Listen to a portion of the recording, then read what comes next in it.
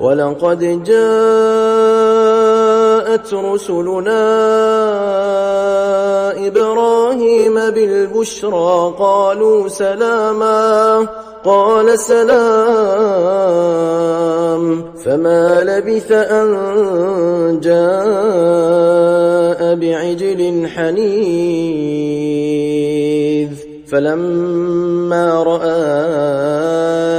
أيديهم لا تصل إليه نكرهم وأوجس منهم خيفة قالوا لا تخف إنا أرسلنا إلى قوم لوط وامرأته قائمة فضحكت فبشرناها بإسحاق ومن وراء إسحاق يعقوب قالت يا ويلتى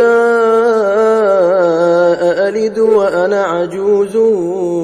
وهذا بعلي شيخا إن هذا لشيء عجيب قالوا أتعجبين من أمر الله رحمة الله وبركاته عليكم أهل البيت إنه حميد مجيد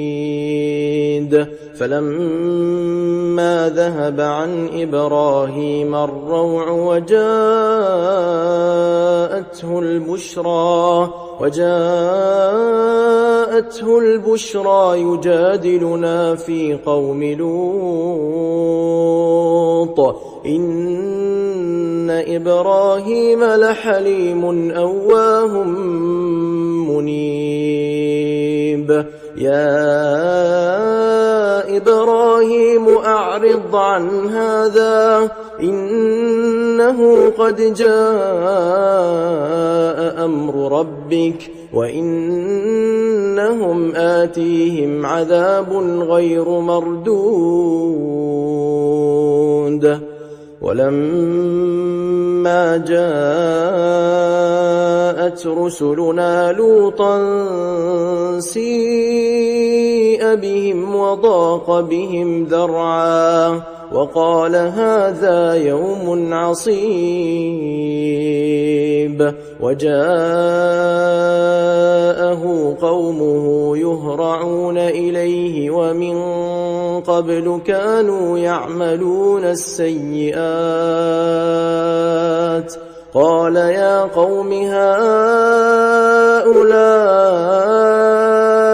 بناتي هن أطهر لكم فاتقوا الله ولا تخزون في ضيفي أليس منكم رجل رشيد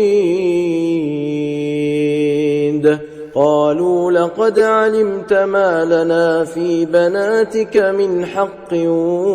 وإنك لتعلم ما نريد قال لو أن لي بكم قوة أو آوي إلى ركن شديد قالوا يا لوط إنا رسل ربك لن